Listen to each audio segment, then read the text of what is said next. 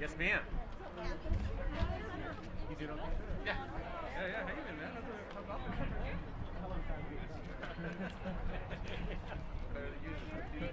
Thank you, man. Everybody all set?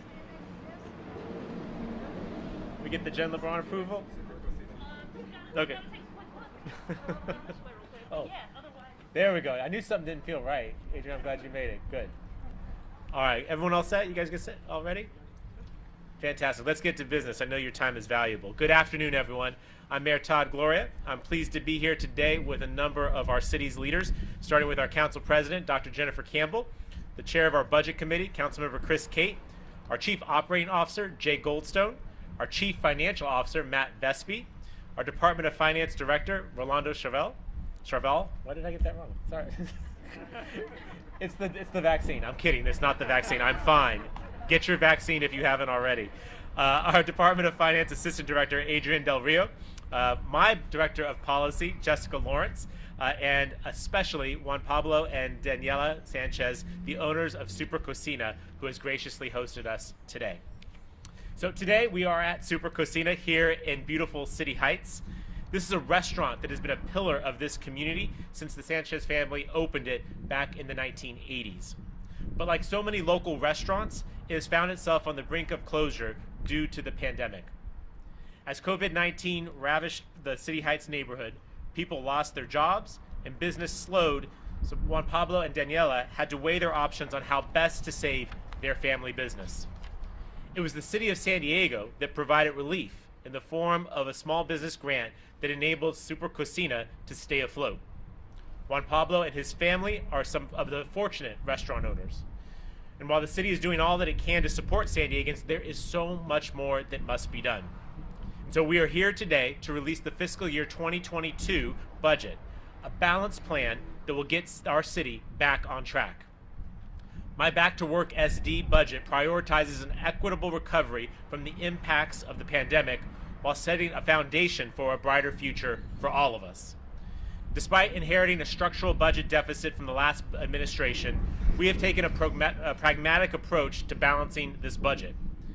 It's the first step in a 5-year plan to fully address the structural budget deficit at the city of San Diego. And it was important to me, despite our economic challenges, that we protected core services and invested in our city's greatest asset, our people. People like Juan Pablo and Daniela. The Back to Work SD budget invests in workers, minimizes service level reductions, and harnesses savings from operational efficiencies. And it centers on 6 key areas that I'd like to share with you.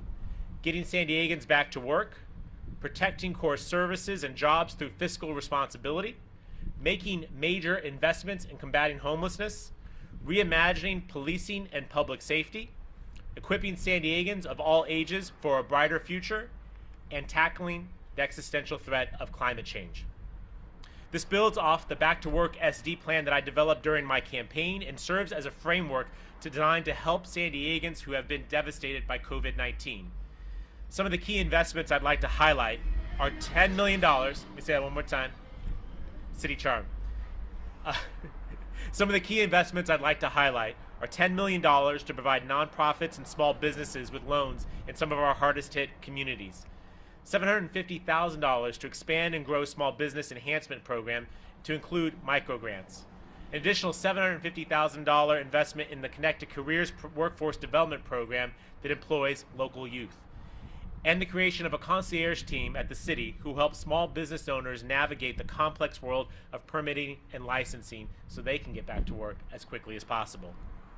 These investments will strengthen our local businesses and provide stability for our local workforce. As one of the region's largest employers, we are choosing to invest in our city workforce as well, adjusting our workforce to increase efficiency. We're going to be investing in their salaries to make them more competitive with our peer agencies so that we can retain the talented public servants that make our city work. We have streamlined and reorganized the city's executive team in order to save over $780,000 annually. And we're adding 2 fire academies to ensure that our fire rescue department has the personnel that they need to keep us safe. We are changing the way that we approach road repair from simply calculating how many miles of cul-de-sacs we improve to making a more equitable and lasting approach on major thoroughfares in some of our more underserved communities. I'm also setting aside $10 million to create sexy streets in the historically underserved communities, communities that frankly have not seen their fair share of repairs over the many, many years. To be clear, we're focusing on quality road repair, complete with sidewalks, bike lanes, stormwater improvements, and better connections for public transit. This budget also tackles the issue that I hear the most about from San Diegans and is a top priority for me: homelessness. With the assistance of nationally renowned expert Matthew Doherty, we are completely revamping our Homelessness Services Office into a Homelessness Services Department.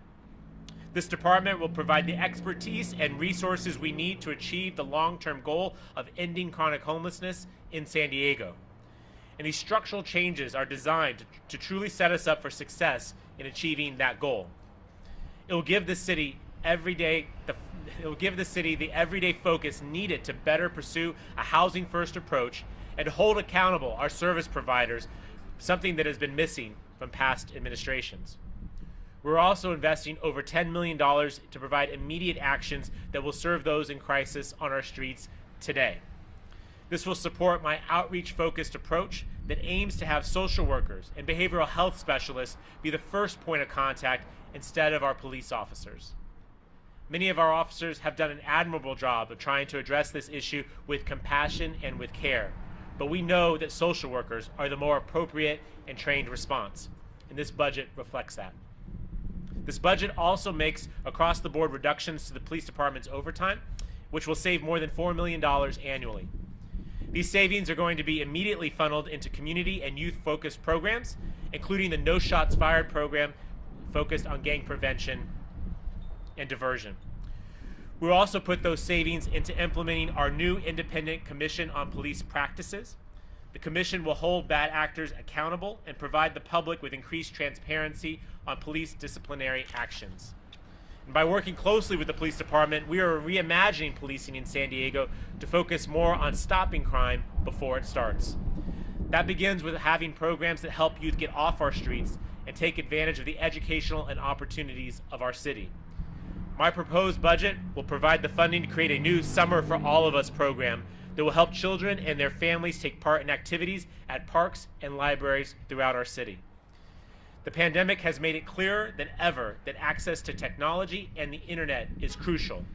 And that's why we're expanding our SD Access for All initiative that aims at increasing internet and technology access by having items like laptops and Wi-Fi hotspots available for those in communities of concern.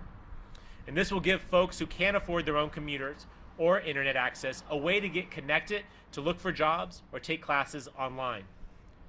We'll reopen libraries soon on a Tuesday through Saturday schedule to save nearly $7 million and reinvest $1 million of those dollars into electronic and other virtual library hours. Moving from books to ebooks is emblematic of the advances that we are making throughout the city, and it is especially true when it comes to climate change. This year, we'll be making updates to our city's climate action plan and developing the city's first ever mobility action plan. The mobility action plan will give us a blueprint for how we can better use a variety of transportation types, including biking and shared devices like scooters. We'll also be investing $5 million into the new Climate Equity Fund so that we can prioritize projects in our underserved communities. In closing, I'm proud to introduce this budget today. Amid years of the city sustaining a structural deficit, this budget puts us on a path to fix that. Amid a potentially subsiding pandemic that has devastated our local economy, our attention is now turning toward recovery, and this budget invests in that. Amid decades of historic lack of investment in infrastructure, services for young people, and residents in communities like City Heights, this budget begins to change that. This budget lays the foundation to get San Diego back to work and back on track. And to tell you more about that, I'd like to turn it over to the chair of our budget committee, Councilmember Chris Cate. Councilmember? Thank you, Mr. Mayor, and good afternoon, everybody. 2020 and the COVID-19 pandemic truly changed how we live, work, and function as San Diegans. Closets and bathrooms became home offices, and community rec centers and libraries were transformed into temporary testing and vaccination sites. Last year, I was chair of our Economic Development Committee, and as a former small business owner, I personally know how very hard 2020 was for our small business community. I applaud Mr. Sanchez and the thousands of other small business owners for utilizing city programs and resources and surviving. We are now embarking on budget season. This is the time to hear from city residents and determine what are the core city services all San Diegans rely upon each and every day. From keeping our neighborhoods safe, keeping our parks and libraries open, or paving our streets, these are the basic city services that deserve funding. Every dollar not spent on these core city services will impact those basic services relied upon by our communities and provided by our city employees. I have always been transparent with the residents in my district regarding the city's finances, and as budget chair, I plan to do the same citywide. I encourage all city residents to take part in the budget process, which begins on May 5th, either by watching our hearings or taking part in the budget town halls my colleagues and I will be hosting in the coming weeks. I look forward to working with everyone to build a budget that will be reflective of all San Diegans. I'd now like to introduce our Chief Operating Officer, Jay Goldstone.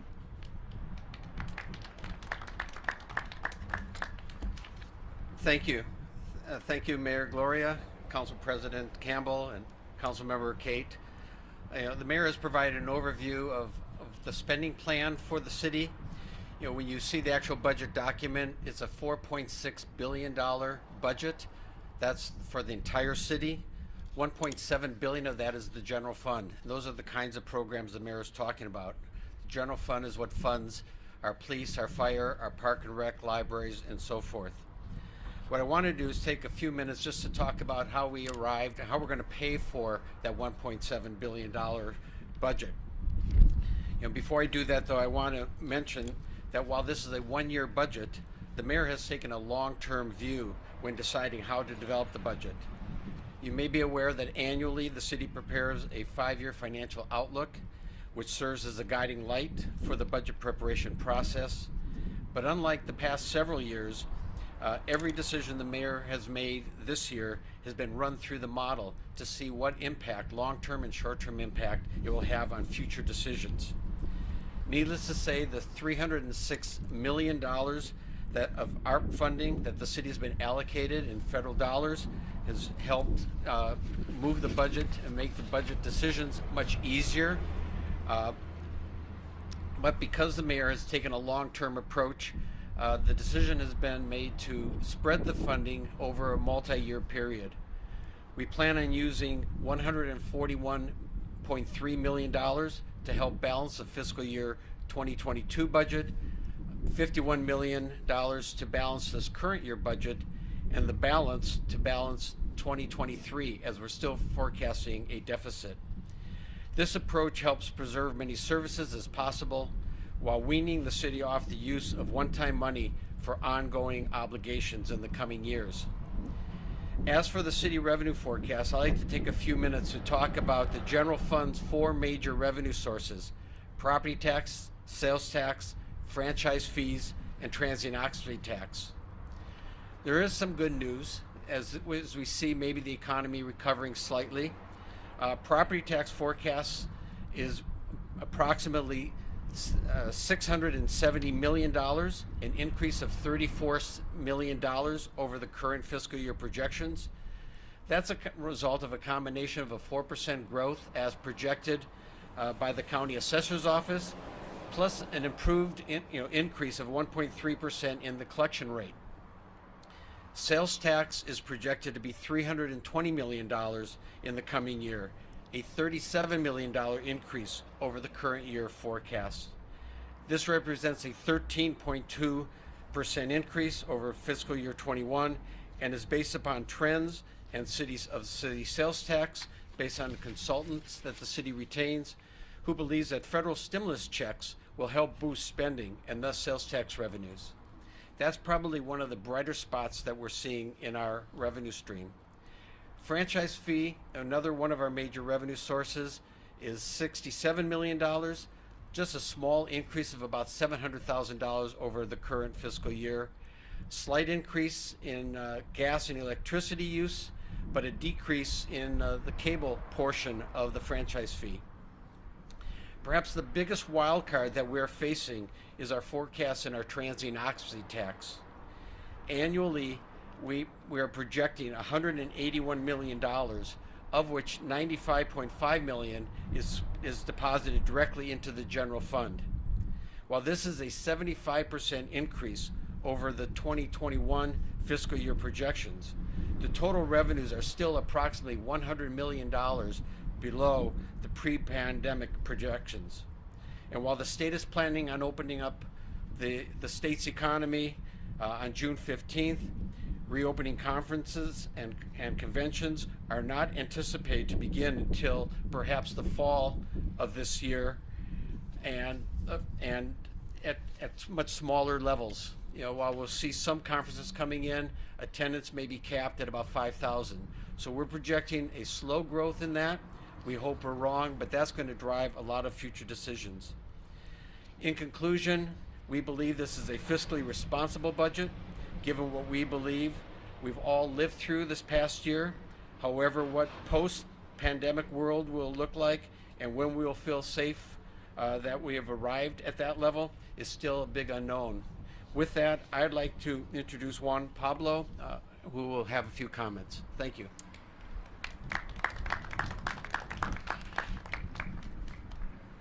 Afternoon, everyone. So Super Cocina was started by my parents, Fernando and Amanda, who are here in attendance, and they're still very much here helping out with everything. But this restaurant was started 30 years ago. Since then, we have seen all kinds of recessions, economic downturns, and all kinds of different things that happened throughout the years. But nothing has ever been as disruptive as the pandemic. We had no way to prepare, and no president to look back to know how to deal with it. This grant was not only a lifeline to keep our struggling business alive, it was also a boost in morale, and that sometimes is not enough. It's not talked about enough, and that's something that can never completely be measured. We knew that it let us know that we were not alone, and there was always someone there that was really thinking about us as a business. It also allowed us to prepare and adjust to the new economic landscape. It is encouraging that the Mayor Gloria's administration places this much emphasis in assisting and stabilizing our local business. What caught my attention the most about this rollout was the creation of a concierge system, which will help bridge the policy to Main Street. It is often the case that the biggest barrier to assistance is bureaucracy. I can attest that I was tangled up in every kind of red tape when we were doing this process, and it wasn't easy. And sometimes you felt dumb asking questions. So it can be very confusing and frustrating, and especially for minority business owners. So I am very happy to see that, and just think of it as hopefully like your own Jeeps who kind of guides you through the system, which can be very, very, very tough at times. I would strongly ask and suggest and encourage all San Diego businesses to really seek out these programs. They're a benefit to you, and they can really make a big difference and a big change. Because in the end, healthy business community is important for a healthy community as a whole. We are at the heart of many of these neighborhoods. So finally, my hope is that we pass along the word in order to reach as many affected businesses as possible. If you speak different languages, please reach out to them as well and let them know that there is a helping hand now and that it's not as hard as it might seem, and it can make the world of a difference. So very happy to be here, very honored, and happy. Like I said, my parents and my family, we've struggled through this pandemic, but it is through these kinds of assistance that we have been able to survive. So I want to thank the administration and all of you for being here. Thank you so much. Thank you, Juan Pablo, and the entire Sanchez family, again, for letting us use your space here. Some of you may know, until a couple years ago, I lived on Wilson Avenue, just here around the corner. I can't imagine City Heights without Super Cocina. And thanks to your hard work, ingenuity, commitment, coupled with some help from the city, we're able to make sure that Super Cocina will continue to be here. This budget is intended to make sure that there's more stories like that, because every neighborhood has a Super Cocina. Every neighborhood has a Sanchez family who has given out their life's work to make sure their business can survive. This budget programs over $10 million of city funding. We're working actively with nonprofit partners to put more dollars into this to make sure more businesses can survive. This is a part of getting San Diegans back to work. I want to wrap up with maybe 2 quick observations. Number one is that in a multi-billion-dollar budget takes a lot of work. And while I get a lot of the credit or a lot of the attention or a lot of the blame, the people that do the work are our Department of Finance team.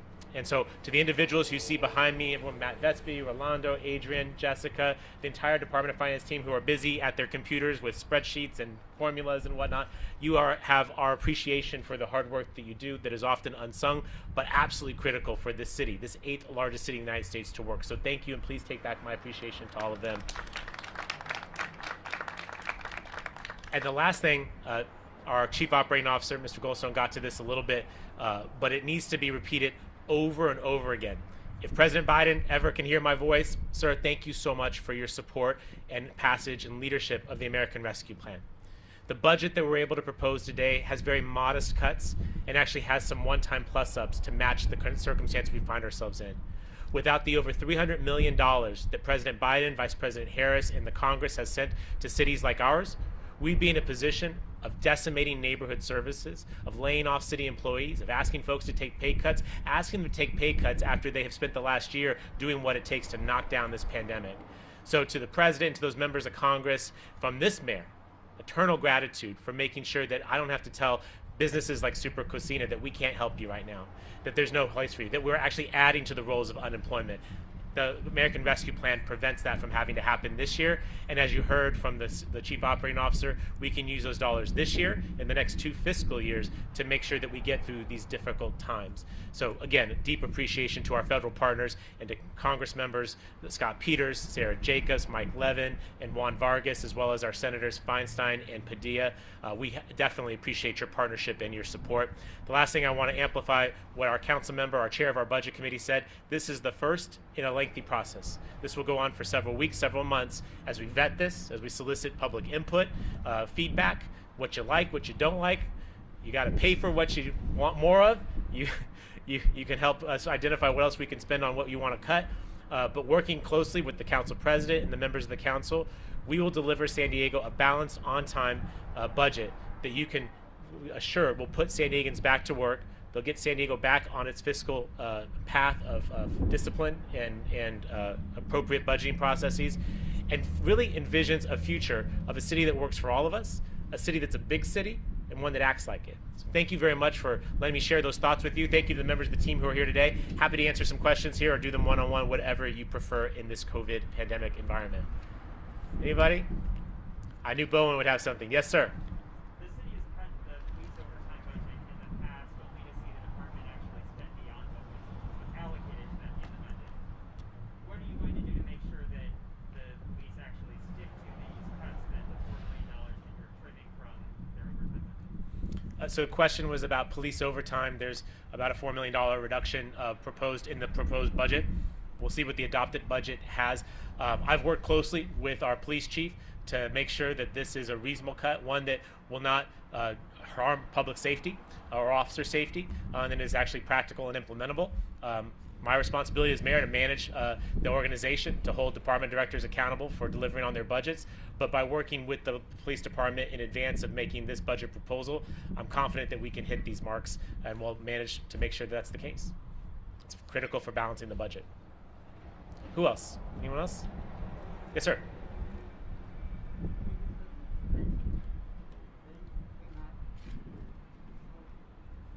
I'm sorry, I'm having difficulty hearing you.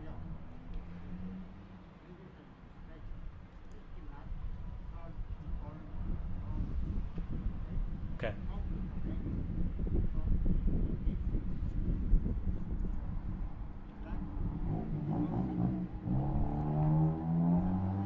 Okay, I think I may have got it. I'm not a 29-year-old council member anymore. It's getting a little harder to hear and more difficult to see in the mask, right? I think you were asking about prior administrations and the work on homelessness and how you connect individuals who are on the street with actual housing. Okay. That's why I'm the mayor. Okay. I can run a city too, everybody. So it's a very important question. My observation is a couple things. One is that we're spending more than we ever have on this problem, and yet most San Diegans don't feel like it's getting better. They think it's getting worse. And so we have to work to change that. Some of my comments are intended to address that. First thing is that I think that we have to follow national best practices. The days of buying bankrupted indoor skydiving facilities for homelessness but doesn't house anybody, those days are over. And we're instead choosing to focus our dollars, our limited resources, in the places that we know are proven to get people off the streets. And we're doing this through a lens of compassion, of human dignity, and of respect. You've seen the announcement about reforming the way we do cleanups, to lead with homeless outreach workers, to do it in a way that doesn't criminalize or to provide citations or direct trips to jail, but instead builds rapport. With the support of the council president, we've stood up the first citywide homelessness outreach team that is not law enforcement. This is with our folks with people assisting the homeless, or PATH.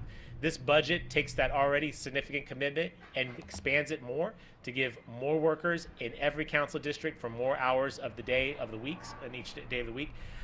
So national best practices focused on housing first with a compassionate dignity and respect. I think that's what's different. And that's my hope, is that we'll have a different outcome, to your point. You've heard this before, but how are we doing different? I also want to put a shout out here, not necessarily reflected here, but we have the ARP, the American Rescue Plan. It will provide us over $20 million more for homelessness funds. That will be helpful. We were talking just yesterday with the County Board of Supervisors. They're going to make a major commitment in homelessness. I hope that our budgets can be cooperative and collaborative. We've long done housing. They've done services. I think that sort of barrier has got to go away. We got to all do what we can with the dollars that we have. But our goal is to drive down the number of on-street homeless. And we got to do it. It's amazing to me that in the middle of a pandemic, when people are worried about their own health, and during a recession, when people are worried about their finances, that homelessness is what I get asked the most about. And that's why we're making the $10 million commitment in this budget, and we're going to leverage them with state, federal, and county funds to try and do even more. Yes, ma'am. I have a question about the homelessness. Yeah. With everything going on, why, and I'm not positive, why are not family members able to rent to their family members? If they're on the street, that means they can't afford for them to live with them.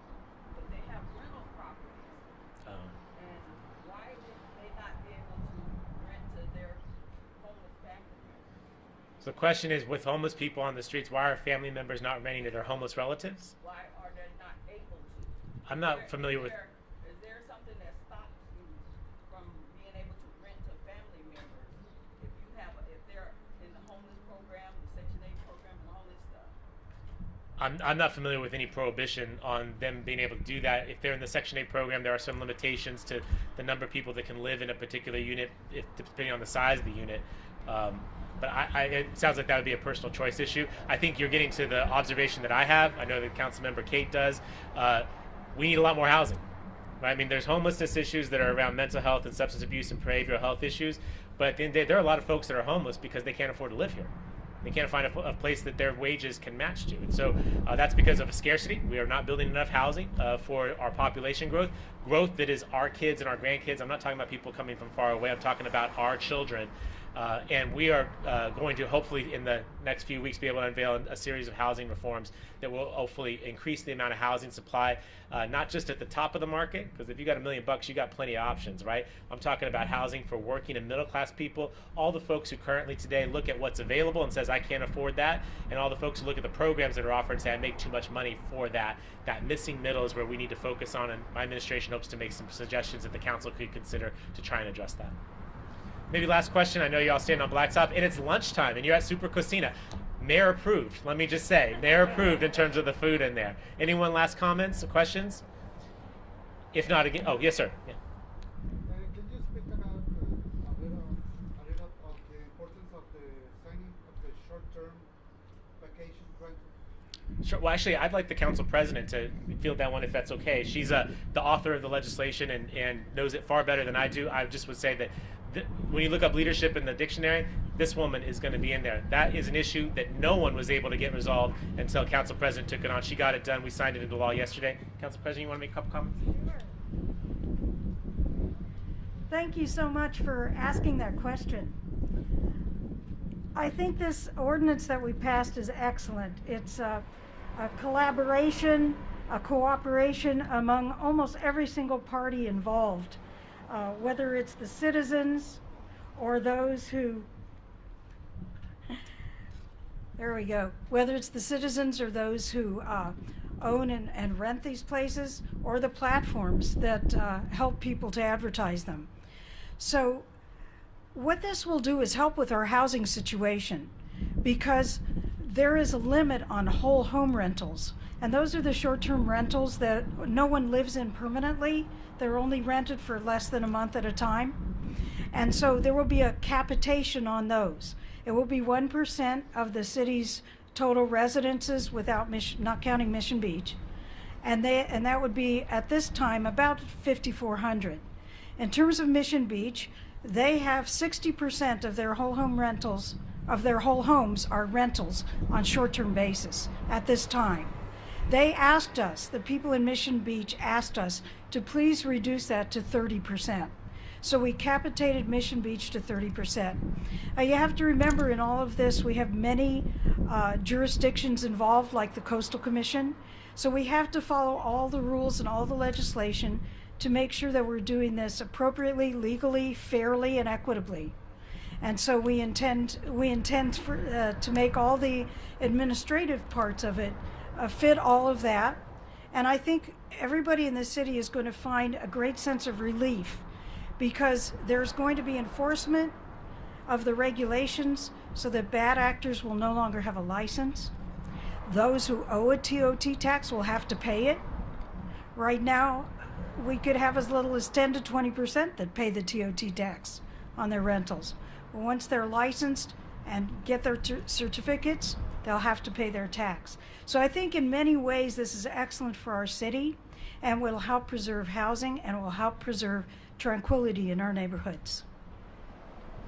Thank you. All right, but that's a wrap. Thank you for being here. We'll have you take one-on-one if anyone wants any, okay? Thank you, guys. Can I get a quick picture of everybody right by through the Yeah. Yeah.